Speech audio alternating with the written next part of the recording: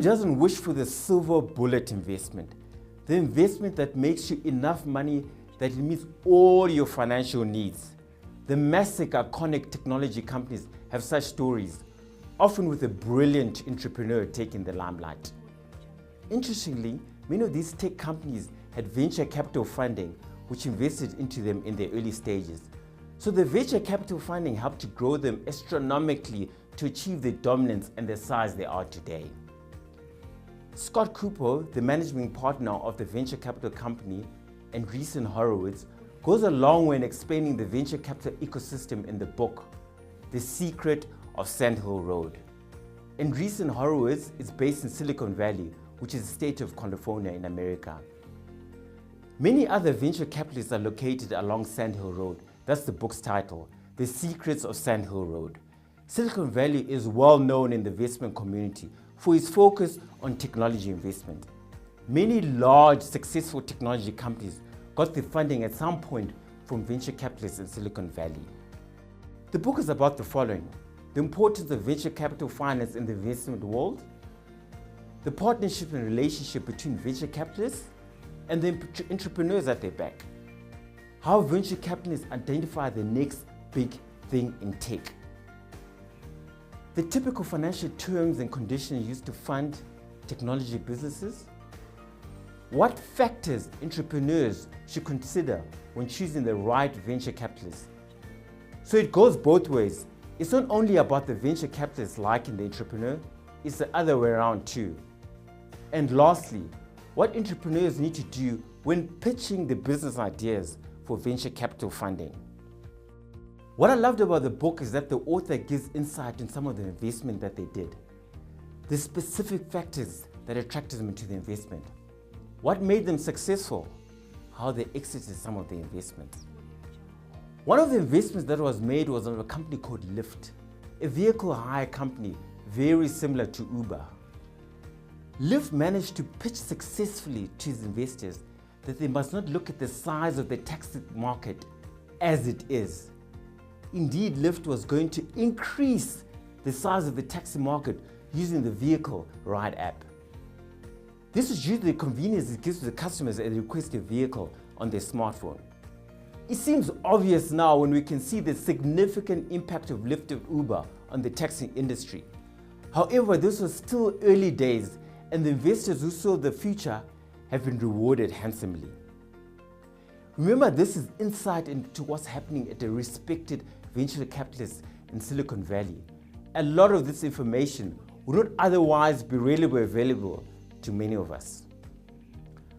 I enjoy the detailed explanation of how typical venture capital funding works. A typical example of all the financial terms and conditions of an investment is detailed in the book. It's important to note it's just an example, not a real transaction, as this will be very highly confidential information. All the potential issues, pros and cons that may arise were discussed in detail as well. This demystified how investments are financially structured in Silicon Valley after you read and understand these financial terms and conditions. It gives us, self-employed people, more knowledge of offshore financing possibilities. My favorite passage has to do with the attributes venture capital investors are looking for in businesses. The attribute I want to go through is the business's management team. The book advises the following.